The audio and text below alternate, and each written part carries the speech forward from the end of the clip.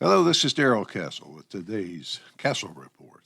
This is Friday, the 29th day of April in the year of our Lord 2022, and I will be talking today about the U.S. decision to give another $800 million in weapons to Ukraine.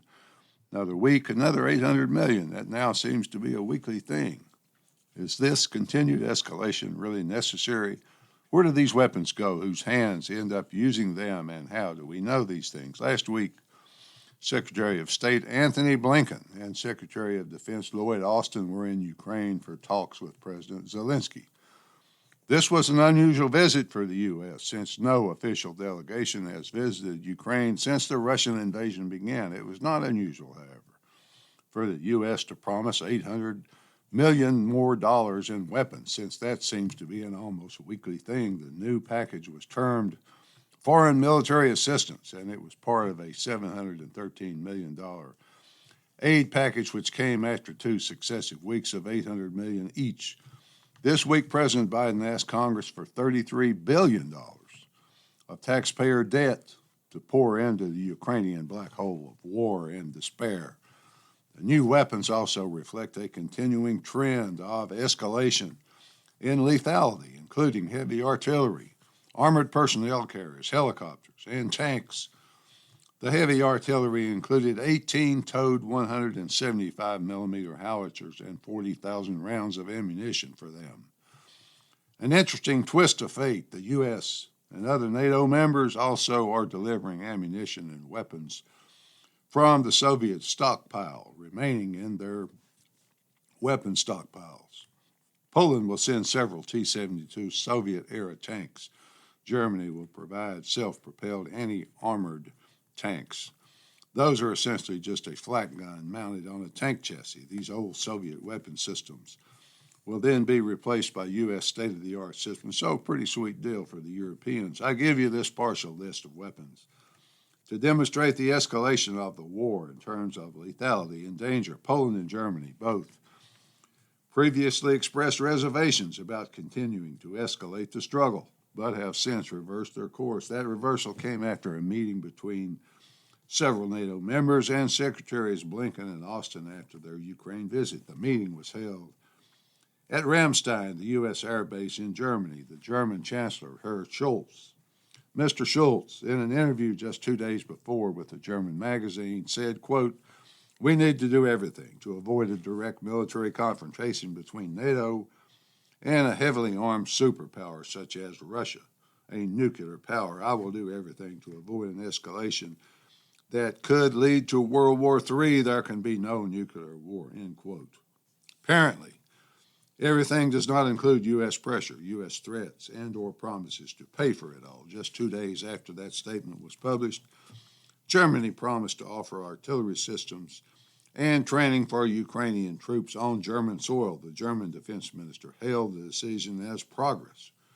Scholz once again emphasized that, quote, "avoiding escalation towards NATO is a top priority for me, and that's why I don't focus on polls or let myself be irritated by shrill calls. The consequences of an era would be dramatic," end quote. Well, Chancellor, those are fine words, but once again, talk is cheap. In the end, you did exactly what you said you would not do. The risks you previously said you wanted to avoid are just as real now as they were then.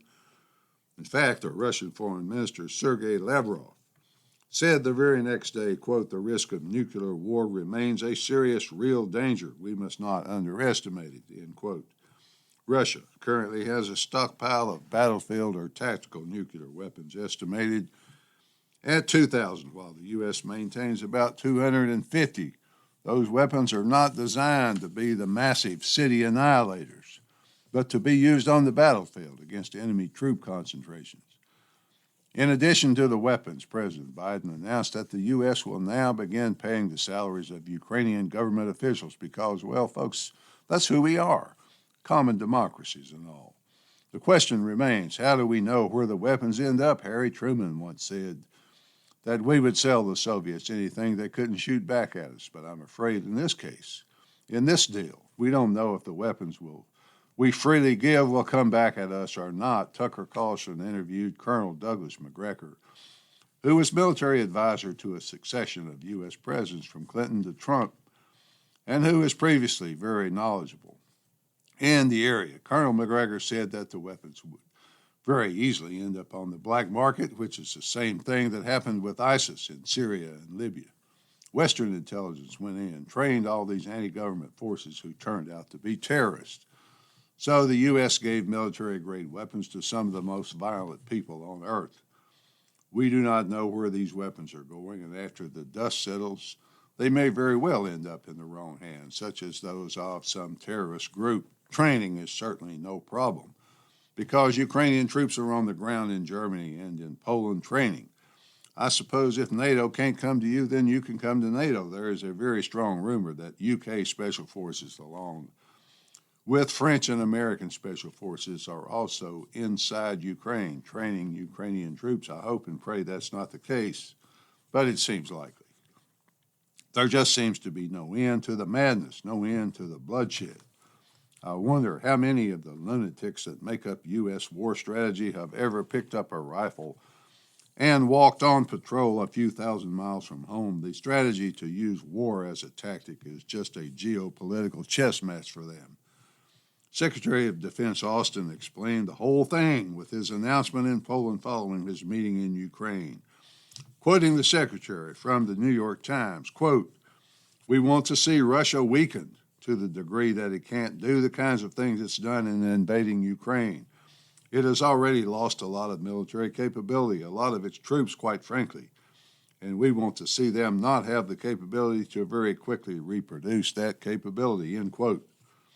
That statement, when analyzed, is very disturbing to me. What it means is that the U.S. and its vassals do not want the war to end because they want to use Ukrainian blood to drain the blood of Russia. Peace is never talked about or even mentioned as a possibility. Just keep the war going. Make it worse each week. The American taxpayers can foot the bill. Eventually, the various defense contractors can profit. Well, how does that work? How does that profit work when the weapons are reportedly coming from stockpiles? Well, those stockpiles have to be replenished. So you might as well just transfer the money to General Dynamics or Raytheon. Why not just be honest about it and transfer the money directly to the defense, or more honestly, the war industry? The U.S. as a collateral benefit gets to maintain its status as the world's greatest arms dealer. Russia is weakened by being ground up militarily and economically in an unnecessarily long war that destroys Ukraine. At the same time, the troops in Vietnam used to have a joke about our presence there that went something like this: "We're going to free these people if we have to kill every last one of them to do it." There will be no negotiations in Ukraine because, as Secretary Austin said, the longer the war drains Russia, the better. Why all this hatred of Putin and Russia? I remember the Cold War, and this invasion obviously happened, but I contend that Putin tried virtually everything to avoid it. Would the U.S. accept Russian missiles in Mexico or Canada? Would the U.S. accept a hostile alliance between those countries with enemy troops there? Would the U.S. accept Russian military equipment pouring into Mexico and Canada? I certainly hope that we would not, but that is a scenario that Russia is expected to accept. But the bear says no. The bear says we will not accept it. The bear is intelligent and a keen observer of modern culture. Putin sits in the Kremlin. He watches Western civilization crumble and destroy itself, its once common values. He states publicly he is not going to accept that for Russia, and the West rightly concludes he will not play the Great Reset game that's been designed for the world. Therefore, he must be destroyed. In a recent speech, Mr. Putin compared the West's loss of its values, its ideas, with Russia's loss of the communist idea that led Russia for so long. So in a new way had to be found after communism. He went on to say, quote, "Now it seems the great European powers are tired and have abandoned their ideas in favor of a pan-European one. Liberalism has failed the West and has led to the loss of values and identity," end quote. To counter the liberal elite of the West, Putin suggests that Russia once again become a beacon of conservatism and traditionalism. Quoting again from Mr. Putin's speech, quote, "Where are the humanitarian fundamentals of Western political thought? What are the general ethical limits in the world where the potential of science and machines are becoming almost boundless? Some people in the West believe that an aggressive elimination of entire pages from their own history, reverse discrimination against the majority in the interest of a minority, and the demand to give up the traditional notions of mother, father, family, even gender. They believe that all these are the mileposts on the path towards renewal," end quote. I could go on with Mr. Putin's speech denouncing wokeism, but I think that's enough to help explain why they hate him so much. It's much easier to despise, demonize, destroy someone's character when you have financial status as the world's reserve, and you have complete, total control of all information that is available, and you allow no counter thought to be expressed. In conclusion, I want to express some thoughts about where this attitude of grinding down Russia could lead. There are people of influence in America, people such as senators and generals, who are starting to publicly advocate for U.S. ground troops in Ukraine. Senator Chris Coons of Delaware recently, quote, "We in Congress and the administration must come to a common position about when we are willing to go the next step to send not just arms, but troops to the aid and defense of Ukraine," end quote. Many generals echo that sentiment, calling our reluctance fear, but perhaps it's prudence rather than fear. It's also an admission that the U.S. does not want the war to end, but prefers that it grind on. These Dr. Strangelove types are willing to gamble with our lives with nuclear annihilation as the stakes. Would Putin allow his country to be humiliated and destroyed rather than initiate a nuclear exchange? I doubt that very much. Escalation to nuclear holocaust, if it comes, will come one step at a time, one escalation followed by an ever more aggressive retaliation until finally a tactical nuclear weapon is deployed, then an even more powerful one, so on and so forth. Finally, folks, this is really Dr. Strangelove level insanity. When it comes to nuclear war, there's only one rule, that is, don't go there, don't even think about it. At least that's the way I see it. Until next time, folks, this is Darrell Castle. Thanks for listening.